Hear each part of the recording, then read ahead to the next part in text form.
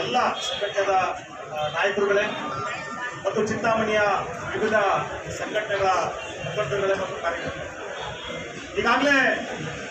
ನಮ್ಮ ಸ್ನೇಹಿತರು ಮಾತಾಡ್ತಾ ಇವತ್ತು ನಾವು ಯಾಕೆ ಈ ಪ್ರತಿಭಟನೆಯನ್ನು ಮಾಡ್ತಾ ಇದ್ದೀವಿ ಅನ್ನುವಂಥ ಸಂಪೂರ್ಣವಾದಂಥ ಮಾಹಿತಿಯನ್ನು ಮುಂದಿಟ್ಟಿದ್ದಾರೆ. ಆದರೆ ಇಲ್ಲಿ ನಾವು ನ್ಯಾಯಯುತವಾಗಿ ಈ ತಾಲೂಕು ಆಡಳಿತ ಮತ್ತು ಬಹಳ ಮುಖ್ಯವಾಗಿ ಶಿಕ್ಷಣ ಇಲಾಖೆ ಅವರು ಮಾಡಿರ್ತಕ್ಕಂಥ ಎಡವಟ್ಟುಗಳನ್ನು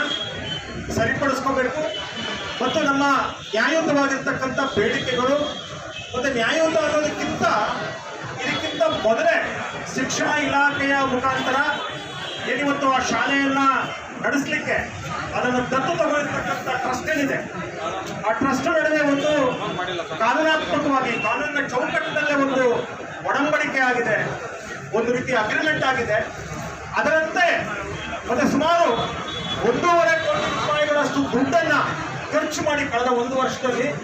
ಆ ಶಾಲೆಯನ್ನು ಅಭಿವೃದ್ಧಿಪಡಿಸಿರ್ತಕ್ಕಂಥದ್ದು ಮತ್ತು ಸಾಮಾನ್ಯವಾಗಿ ಸರ್ಕಾರಿ ಶಾಲೆಯನ್ನು ಅಭಿವೃದ್ಧಿಪಡಿಸ್ತಕ್ಕಂಥದ್ದು, ಸರ್ಕಾರಿ ಶಾಲೆಗಳನ್ನು ಉನ್ನತೀಕರಣಗೊಳಿಸ್ತಕ್ಕಂಥದ್ದು, ಸರ್ಕಾರಿ ಶಾಲೆಗಳಲ್ಲಿ ಶಿಕ್ಷಣದ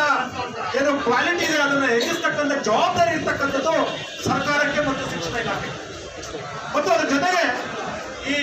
ಏನು ಲೋಕಲ್ MLAಗಳಿರ್ತಾರೆ ಮತ್ತು MP ಗಳಿರ್ತಾರೆ, ಇವ್ರ ಜವಾಬ್ದಾರಿ. ಆದರೆ ದುರಂತ ನಮ್ಮ ದೇಶದಲ್ಲಿ ಇವರೆಲ್ಲರೂ ಕೂಡ ತಮ್ಮ ತಮ್ಮ ಜವಾಬ್ದಾರಿಗಳನ್ನು ಮರೆತಿರುವ ಕಾರಣಕ್ಕಾಗಿ, ಇವರೆಲ್ಲರೂ ಕೂಡ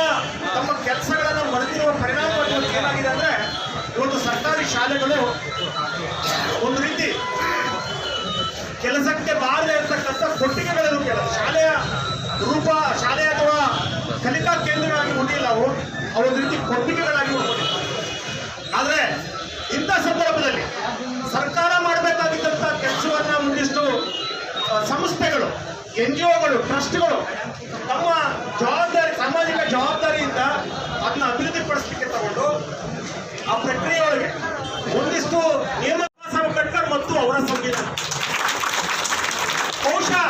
ಬಾಬಾ ಸಾಹೇಬ್ ಅಂಬೇಡ್ಕರ್ ಅವರ ಸಂವಿಧಾನ ಮತ್ತು ಬಾಬಾ ಸಾಹೇಬ್ ಅಂಬೇಡ್ಕರ್ ಅವರ ಮಹಿಳೆಯರ ಮೇಲಿದ್ದಂಥ ಕಾಳಜಿ ಮತ್ತು ಅವರ ಹೋರಾಟ ಆಗದೇ ಇದ್ದಿದ್ರೆ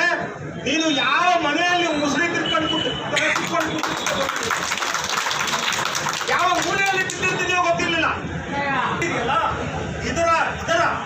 ಇದರ ಪರಿಶ್ರಮವಾಗಿ, ಇದರ ಪ್ರತಿಫಲವಾಗಿ ಇವತ್ತು ನೀವು ಶಿಕ್ಷಿತರಾಗಿದ್ದೀರಿ, ಓದ್ಕೊಂಡಿದ್ದೀರಿ. ನನಗನ್ಸುತ್ತೆ ನೀವು ಶಿಕ್ಷಿತರಾಗಿಲ್ಲ, ನೀವು ಬೇರೆ ಒಂದಿಷ್ಟು ಅಕ್ಷರ ಓದ್ಕೊಂಡಿದ್ದೀರಿ ಅಷ್ಟೇ, ಆದರೆ ನಿಮಗೆ ಪ್ರಜ್ಞೆ ಬಂದಿಲ್ಲ. ಯಾಕಂತ ಹೇಳಿದ್ರೆ ಇವತ್ತು ಚಿಂತಾಮಣಿಯಲ್ಲಿ ಯಾವಾಗ ಹೇಳ್ತಿದ್ರು, ಏನು ಸ್ವತಂತ್ರ ಬಂದು 70-75 ವರ್ಷಗಳಾಗಿದೆ,